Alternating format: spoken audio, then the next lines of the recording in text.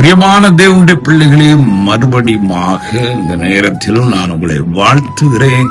இந்த வசனத்தை நீங்க கேட்பதனால நான் உங்களை வரவேற்கிறேன். பாருங்க, இந்த நாளிலும் பார்க்கும் பொழுது ஒருவேளை நம்முடைய காரியங்கள் எல்லாம் நமக்கு அனுகூலம் இல்லாமல் இருக்கலாம்.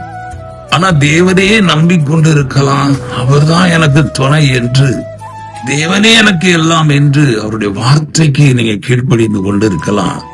தேவனுடைய வசனம் இந்த நாளில் நம்மை தைரியப்படுத்துகிறது. பாருங்க, ஏசாயா 60:19 இனி சூரியன் உனக்கு பகலிலே வெளிச்சமாயிராமலும் சந்திரன் தன் வெளிச்சத்தால் உனக்கு பிரகாசியாமலும் கர்த்தரே உனக்கு நித்திய வெளிச்சமும் உன் தேவனே உனக்கு மகிமையுமாயிருப்பார். அவரே சூரியனா இருப்பாராம், அவரே சந்திரனா இருப்பாராம். ஆமா, நீங்க வெளியே வந்து சூரியன் உதிக்கும் போது வந்துட்டார். சூரியனை பார்க்கும் போதெல்லாம் தேவனே எனக்கு மகிமையா இருப்பார், அவர்தான் எனக்கு எல்லாவற்றுக்கும் எல்லாமா இருக்கிறார், எனக்கு வெளிச்சமா இருக்கிறார், அதனால நான் கவலைப்பட மாட்டேன் என்று சொல்லி நாம தைரியமா இருக்கும் பொழுது உண்மையிலே இந்த நாளில் இந்த உலகத்துல வாழக்கூடிய கிருபையை தேவன் இன்னும் அதிகமாக நமக்கு தருவார். ஹல்லேலூயா, ஆமென்.